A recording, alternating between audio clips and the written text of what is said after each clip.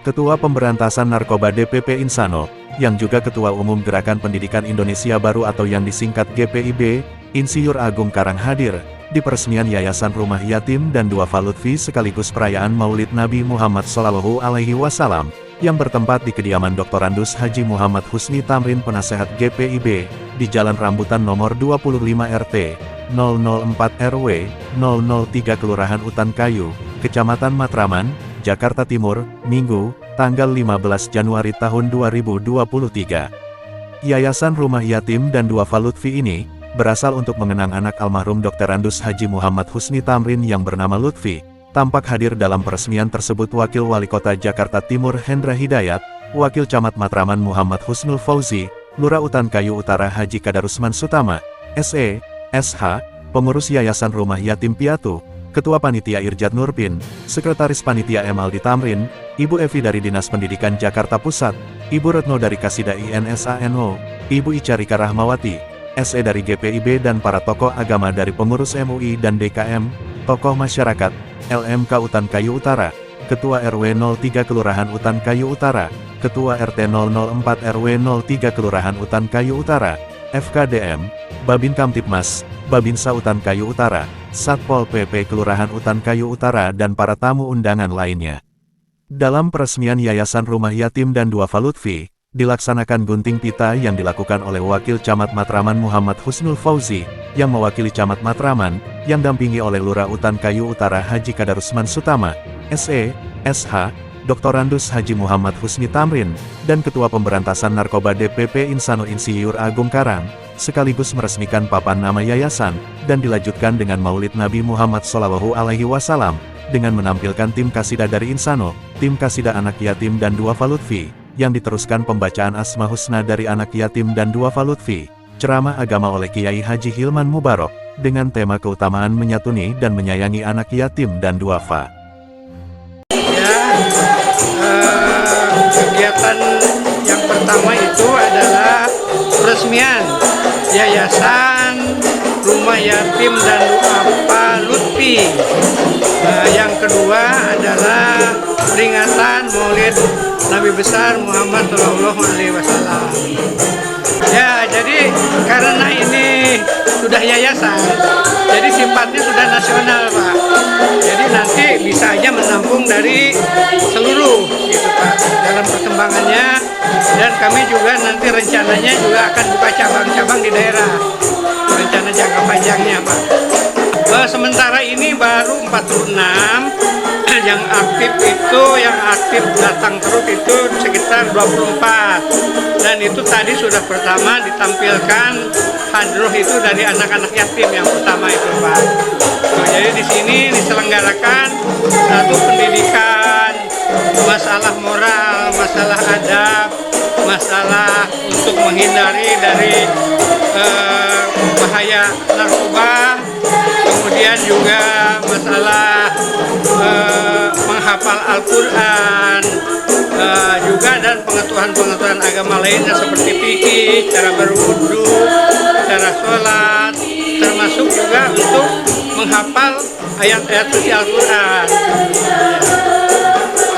Ya, kami terus terang aja belum bergerak dalam mencari donatur.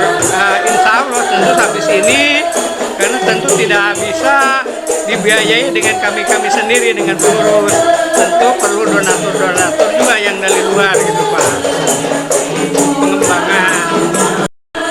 Saya Insinyur Agung Karang, yang juga adalah sebagai Ketua 1 Insano Indonesia Anti Narkoba, juga sebagai Ketua Umum Gerakan Pendidikan Indonesia Baru, diminta oleh Pak Haji Husni Tamrin sebagai pendiri daripada Yayasan Yatim Piatu dan Duafa Lutfi untuk bergabung dan mensupport, mendukung yayasan ini.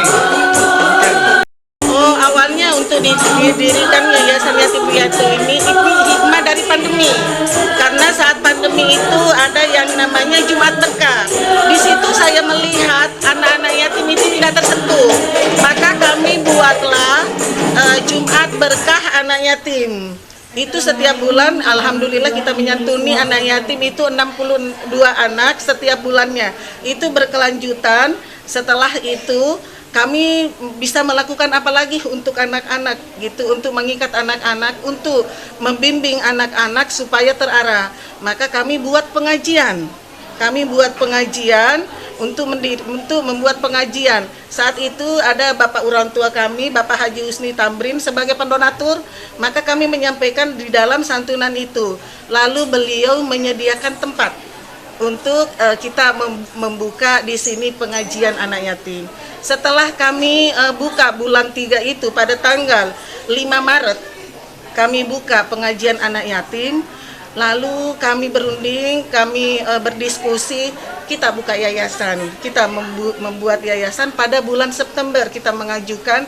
Alhamdulillah hanya 2 minggu itu sudah keluar izinnya dari Kemenkumham. Amin. Jadi itu tujuan kami untuk membina anak-anak, terutama yang ada di lingkup RW kami dulu. Lalu kami bergerak untuk ke Utan Kayu Utara, ke Matraman, insya Allah nanti untuk se-Indonesia. Kami akan membuat, mudah-mudahan kita doakan Yayasan Rumah Yatim dan Duafa Lutfi ini berkembang dengan baik.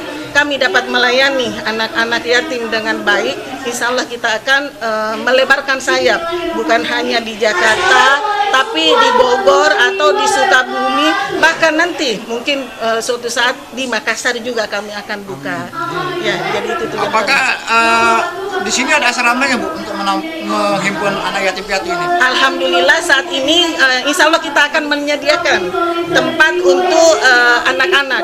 Bukan hanya anak-anaknya, tapi nanti kami akan melihat jika memang nanti ada orang tua yang mengontrak anak dari anak yatim, maka kami akan mempersilahkan tinggal di asrama. Jadi bukan hanya anak-anaknya, tapi didampingi sama orang tuanya yang memang benar-benar yang kurang mampu. Untuk dalam hal ekonomi kami akan menampung berserta dengan orang tuanya. Selain pembinaan agama, Bu, ya, dengan anak yatim tersebut, apakah ada pembinaan formal gitu, Bu, ke sekolah-sekolah resmi pemerintah gitu, Bu? Untuk saat ini kami hanya pembinaan di rumah yatim itu pada hari Jumat jam 1, baik itu mulai dari pembinaan akhlak itu yang utama, Al-Quran, lalu juga ada dakwah. Cara mendakwah, bagaimana nanti cara mendakwah, lalu ada hadro. Kami akan mengajarkan anak-anak untuk berkiprah di hadro, juga menjadi MC untuk IT, itu kami ajarkan untuk anak-anak, supaya nanti anak-anak mau kemana pun, insya Allah sudah ada pegangan, sudah ada bekal untuk anak-anak.